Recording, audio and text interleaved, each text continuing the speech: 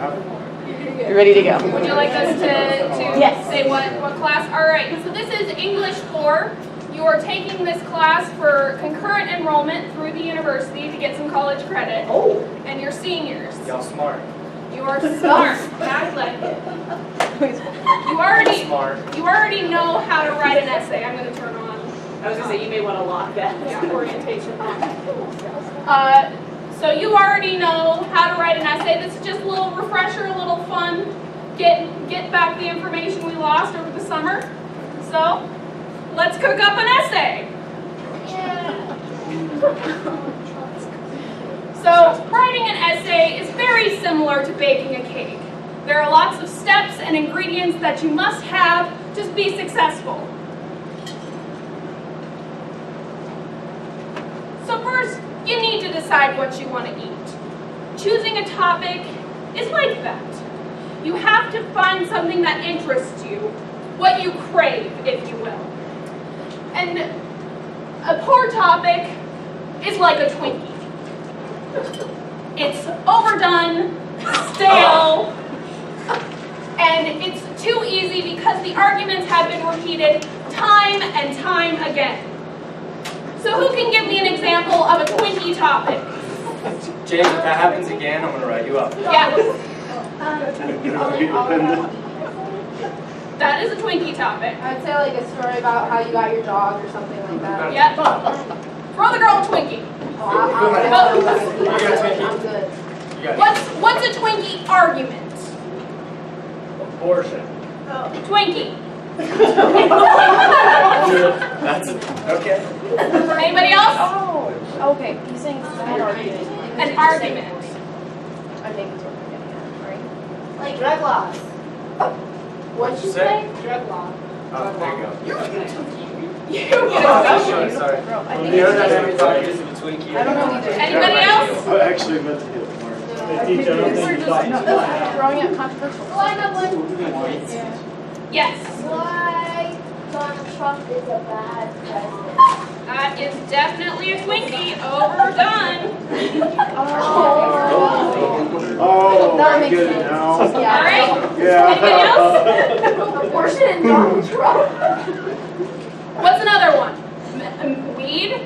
Yeah? What? People always override about weed. No, that's. Oh, yeah, that's a settled argument. Okay. James, you seem to have a lot to say. You want to give us another topic? He was explaining it to us because we were confused. Let's have So some you're actually doing doing good good things. Yes. It took 3, but we figured it out. All right. So instead, you should choose a topic that's like a homemade cake. A little bit more challenging to make, but in the end, it's full of fresh ideas and ingredients, and it's more satisfying to all tastes. Next, we need to gather your ingredients by finding scholarly sources. So, how do you know a source is scholarly? Have you guys heard database? True, database.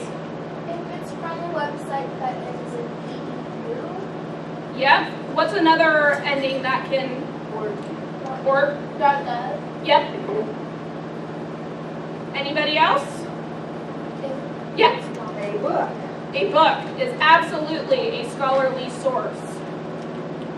Book. Anybody else? Yeah. Going off the database, but always using a journal. Journals are good. And- Especially scientific things. And what can we use in a database to search for just journals? You can like go on the left-hand side and like filter. There's one specific thing I'm looking for. Your review. That's it. Oh. Nailed it. Get another Twinkie. That wasn't a Twinkie. No, that was. All right, so I've included 2 great starting points for your research. Since you are concurrent enrollment students, you can access the University of Wyoming databases through your login information. So I have that database, and then I've also linked JSTOR, which is great for like articles about history and art.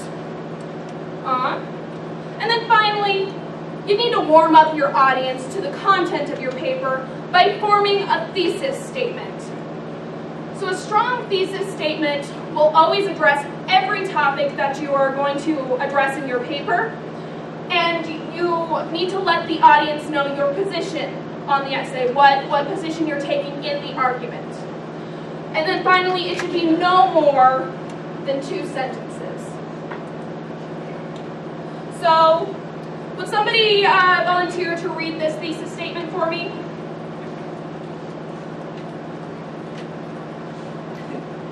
Thank you. Though many students still prefer physical textbooks due to personal learning styles, ebooks provide greater benefits because they're lightweight, convenient, and more affordable than the traditional textbook. Now what I would like you to do is turn to your partner, turn to somebody next to you, and discuss what makes this an effective thesis statement and what we could do to change it to make it better. I'll give you 1 minute. Both sides.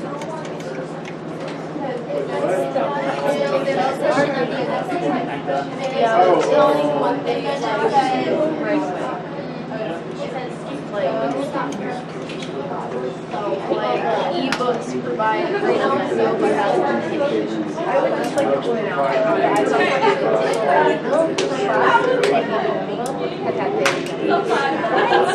How hard it was to write it. Is that supposed to be comics? It's a piece. All kinds of that. Yeah. This thesis will change. Is that kind of like your introduction? Looks like my an intro that like, what are some ideas we have here for thesis? Doesn't like So a lot of times thesis it's just a sentence. It's just like your stance on the topic. So you can even for the that's Alright, let's bring it in. So, who would like to say what this thesis statement does well? Katie. It says right away what the author thinks. So it says ebooks provide greater benefits. Right there, like they're stating their argument. Okay. Anything else? This is a positive, right? Yes. Anybody else? It's really short and it gets to the point. Okay. Now what could we do to change this? James. I would lose though. Okay. Anybody else? I'd switch the sentences Switch the sentences. because it starts out with not really their statement and then it ends with the statement as opposed to. Okay. So, yeah. So switch the sentences. Okay. Anybody else? I would get rid of the whole first part and say that ebooks provide greater benefits over physical textbooks. Okay. Because they're like, That is a choice that you can make. we'll be talking about conciseness later. Yes. Keep that in mind, Mark. And this is just your beginning thesis statement. You will continue to revise your thesis statement as you write your paper. All right. And now I will turn it over to Miss Kate. Alright, we are now going to be talking about the content that you need in the essay, and it's like the layers of the cake. And so it's going to be a 3-layered cake, so who can tell me what you need in your essay? The 3 parts of it. Body, yeah. Intro, body, conclusion. Yes, very good. Alright, for the intro, you want to start off with an attention grabber, so you really bring the reader in, so it makes it seem like it's worth reading, which is always a good thing. And it should move from a general to a specific regarding the topic. So you should elaborate more as it goes on. And the end of the introduction paragraph should include your thesis, like Kelsey just went over. It needs to be a good thesis, explaining your take on the situation. Next is the body. The body is usually consisting of 3 paragraphs, and it's 3 arguments within each paragraph. And it has evidence and support and the author's ideas about the topic. And each paragraph needs to include a topic sentence, and a good transition sentence at the end of each paragraph is also very good. And there's 3 different ways to order ideas. There's chronological, spatial, and emphatic. Who can tell me what chronological is without looking at the board? Just like Yes. And spatial?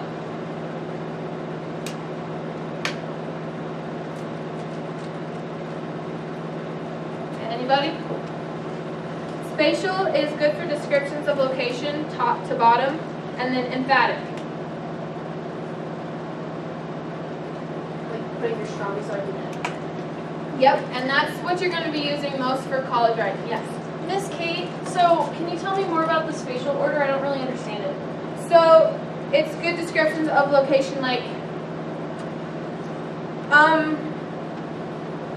I don't know. Would you say left to right or top to bottom? I mean, it organizes it in your mind from a Yeah. spatial standpoint. Yeah, like top to bottom. Yeah. Yeah. Yes. So, would spatial order be for if you're talking, so like say your thesis has something to do with like certain things occurring in history, would you like Yeah. feel like the first thing that happened? Yeah, the that, latest you could thing do that. happened? Yeah. Yes. So that's when I kind of like. Why is it important to have your most important stuff? So you end with like a strong like argument, a strong point. Well, why are those so wrong? Because not every point is going to be like the strongest. Like you're going to have like not as strong points. You're going to have like The same reason a prosecutor in court might leave the strongest piece of evidence last, because when the jury goes to decide the verdict, yeah. it lasts. You want to end with a bang. Like that's what people are going to remember. All right, and then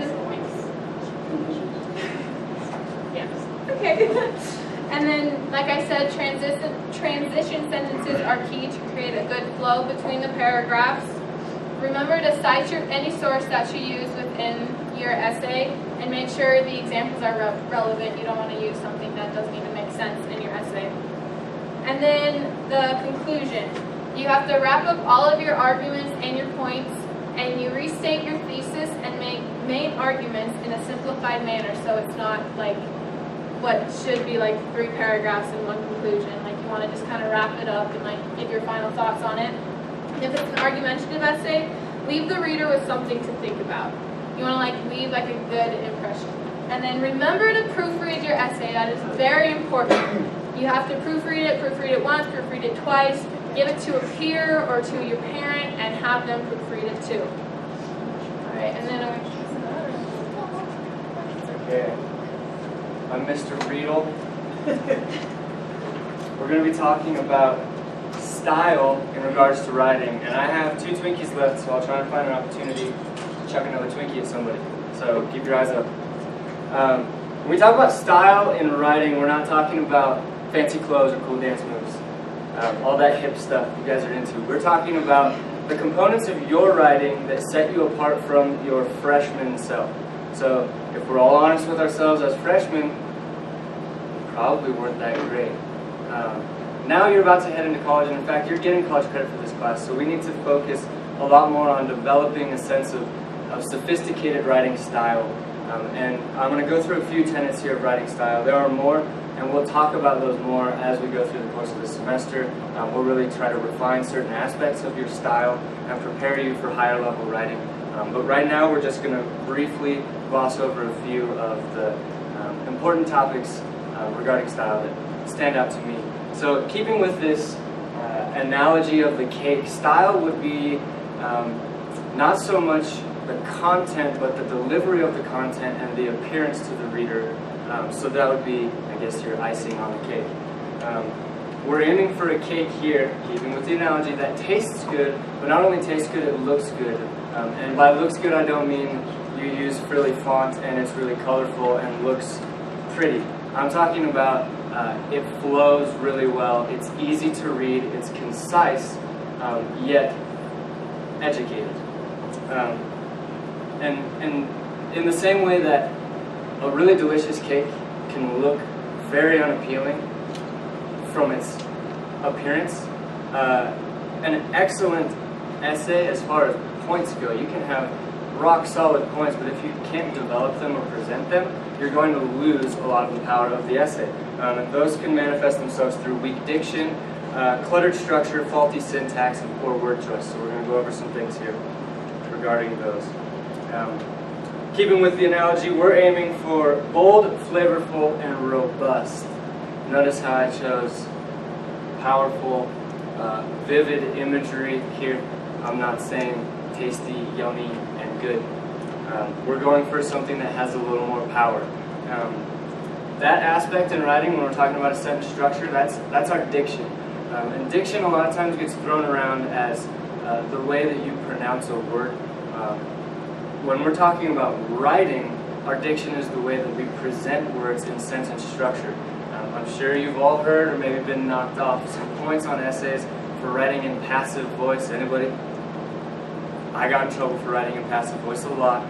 There is a time and a place to use passive voice, such as narrative writing, poetry, not in technical, formal, elevated writing. We're aiming for active voice, and the difference between an active and a passive voice is in an active voice, your noun, your subject noun, is driving the sentence. So you will always place the subject of the sentence before the verb, and whatever the subject is acting upon comes later in the sentence. So our example here would be, the boy sent a letter. Very simple sentence, but it's in active voice. The boy has the power to act upon the letter. And a passive voice version of the exact same sentence would give the object the power. He's in the driver's seat, and the boy is simply being acted upon. So the letter was sent to the boy. The way that we can eliminate all passive voices, eliminate to be verbs. And in this sentence, to be verb would be was. Was, is, were, as following an object. So just remember, active voice gives the subject the power, so your noun is always in the driver's seat, the subject of the sentence. Now we'll talk about cleaning up clutter and finding the right fit. I guess this could kind of relate to smooth icing, or if you're going to use, what's it called, fondant? Not a baker, so this analogy is a little hard for me, but this is a little bit more refined, further along in the process. First, I'll talk about poor wording. This is an example that I came across in a review of a peer's paper recently. So you can even get to a very high level in academia and still struggle with some of these things, and it happens a lot. So if you catch your professors later on, or your teachers even now, don't be that student, but just know in your head that they're wrong and you can do better, okay? So this example of poor wording, I started to not be able to, and they finished the sentence by saying what they were not able to do now.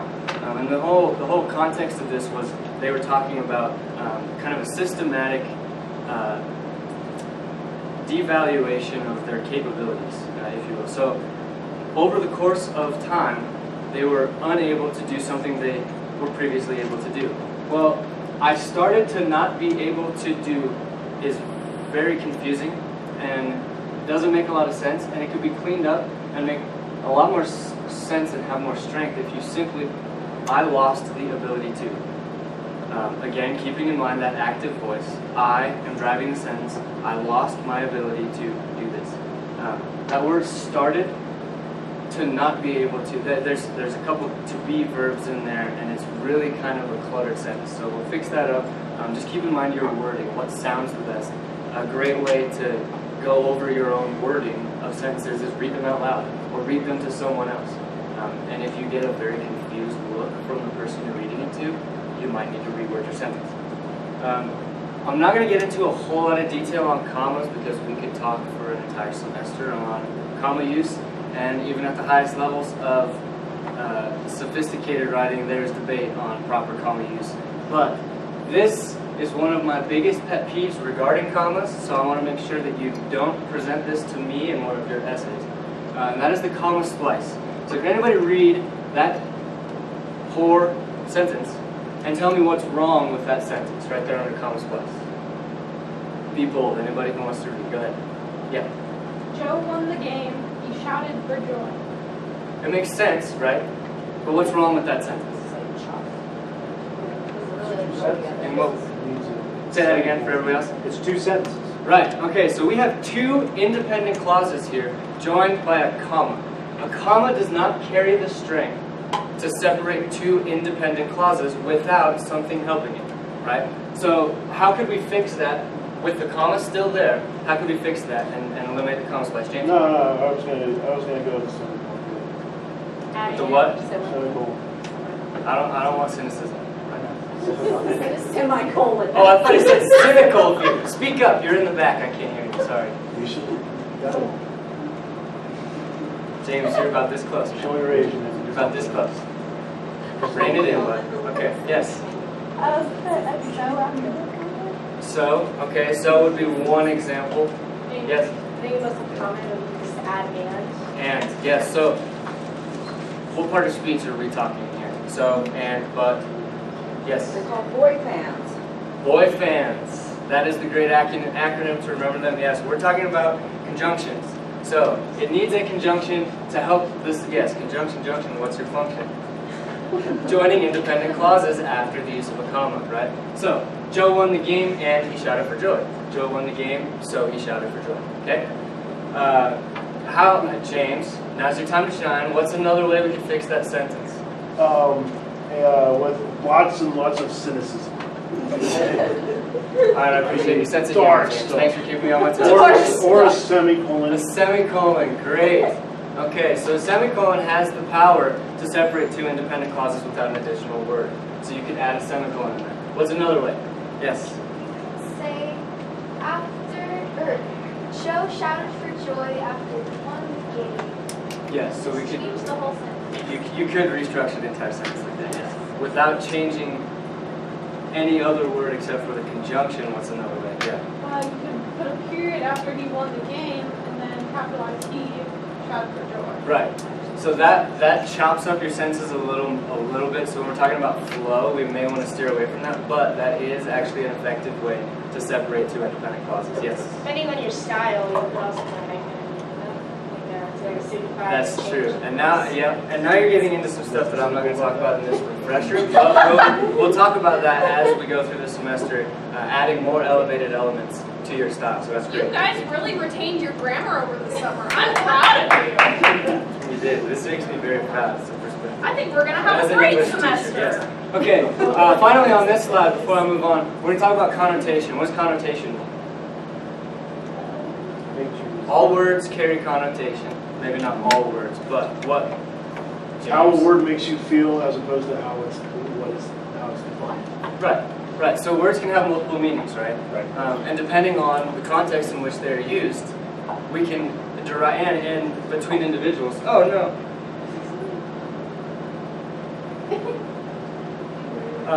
Between individuals, even within the same group, we could derive different connotative meanings.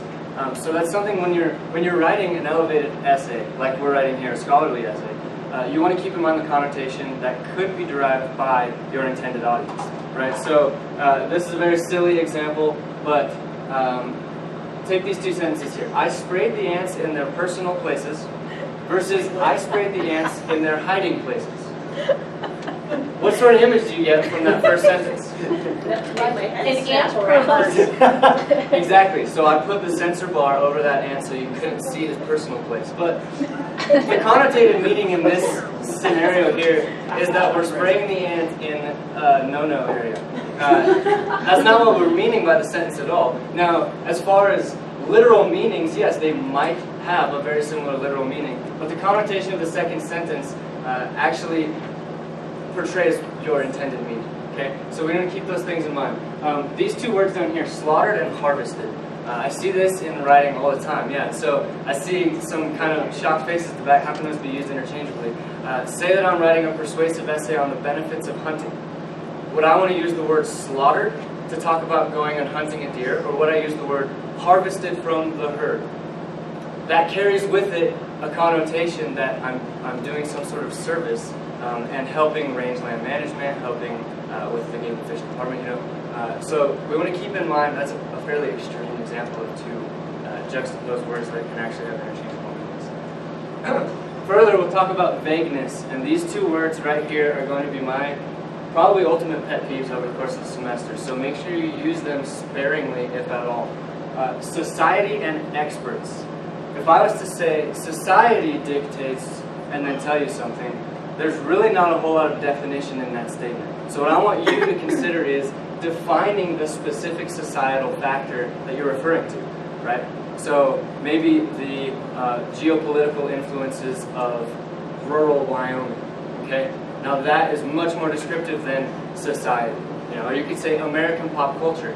That's more descriptive than society. So give me the defining factor of society that is driving your argument here. Same thing with experts.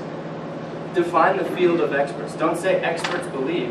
You could say leading experts in the field of developmental psychology believe, and then give me their beliefs. Okay, you're bolstering your credibility and the power of your essay by defining your field and leaving the vagueness out. Okay, that's for 9th graders. You're beyond that. I want you to remove modifiers if at all possible. So opt for strength and accuracy.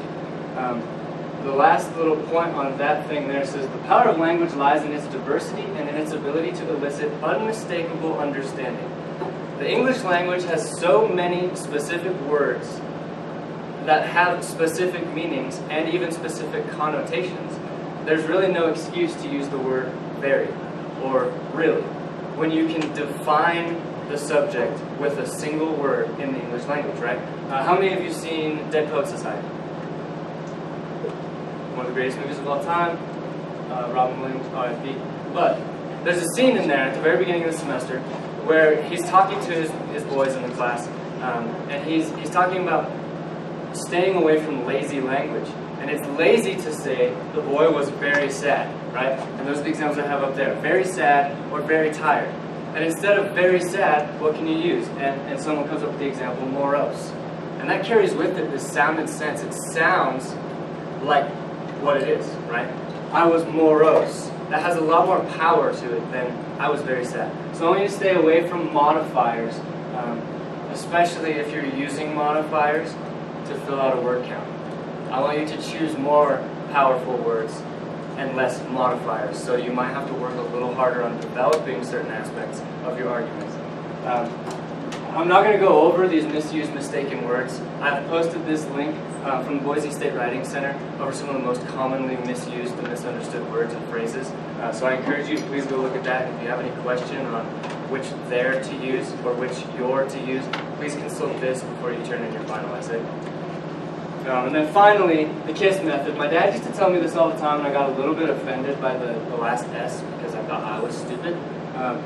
Keep it simple, stupid. We'll change it to keep it simple, students. Okay, it's appropriate now. The KISS method. As far as hypercomplexity goes, less is more. Hypercomplexity, to me, in most cases, is a method that we use to fill out a word count, like I said, or to try and make ourselves sound more intelligent than we really are. And what you're really doing is actually talking around your point, and it devalues your intelligence on its own. So it's actually kind of a counterintuitive implementation. So these two examples here, regardless of the fact that you can replace that with one word, although, and then you're right on to the next, okay? I came to the realization that I realized, okay? We're talking about conciseness. Conciseness is the goal. And then finally, this idea of false expertise. I never want you to invent your own facts that fit your essay, okay? That is immoral, and it won't fly. If you can't back your facts, they are not facts. And on the flip side of the same coin, use facts that other people have discovered, but give credit where credit is due, okay? And on that note, we're going to start talking about the revision and editing process. Okay. So for editing, we need to check your spelling, punctuation, and formatting. And spelling is like very obvious. If you spell something wrong and it's like highlighted as these websites are, it's probably wrong, and you need to fix that. Now, occasionally in higher level classes, I run into the problem of when I quote something like Shakespeare or medieval English, it will like highlight everything even though it's a direct quote and what I'm saying is correct. But what technology says and check what you say. Punctuation, again with the comma rules, comma splices. You don't want 7 run-on sentences that make up one paragraph. That's kind of sad. Okay. My apologies. And then formatting, you want to have paragraphs, not one paragraph. Very big difference in a 7-page paper. And then use Hemingway app, very useful free website to find things like passive voice, hard to read sentences, and phrases that can be shortened or removed. And this is kind of something that is kind of lazy and will do it for you, but it's also another way to just make sure that you're doing what you need to. Also kind of like do it on your own, but this is a good way to check. And another one is Grammarly. That one is also just a different one. Sometimes I'll put my papers into Grammarly and it will catch certain things, and then Hemingway will catch others. So good to catch them. And then editing, I like to describe with our analogy of cooking is like Remy combining different flavors. You want to combine the correct flavors of your essay instead of having 2 poor flavors together. And then revising, you want to serve your meal in the correct order, which is basically, remember, we're having multiple paragraphs. Keeping them in a certain order versus just like having your intro and then conclusion and then body. You want to have intro, body, conclusion. So you want to develop and focus your thesis further than you possibly have already. Reorganize your paper if you need to. Make sure that everything flows correctly. And if you need to expand some paragraphs by adding evidence or expanding on your reasoning why you added it, you can have new paragraphs that way, and that's a good way to meet your page requirements. And then another way to do that is to make a reverse outline.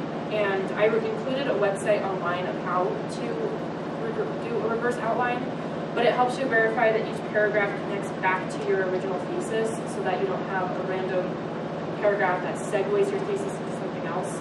To where halfway through your essay, you start arguing something different than you originally did.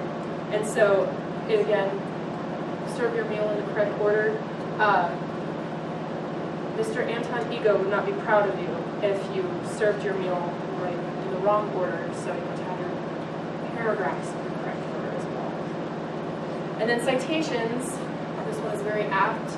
You don't want to take credit for other people's work. So even if you have that fun cooking hat on, you need to take credit where credit is due and cite your sources. And use OWL Purdue is a very common one, and there's other websites like almost every university website, so UW library will have resources for how to cite things. And the new MLA 8 will have how to cite everything, including APA, Chicago, weirder ones than that I can't think off the top of my head, and all this stuff. And finally, if you have followed these steps correctly, you will get hopefully a prettier cake than this. But nonetheless, your essay is complete. Now let them eat cake.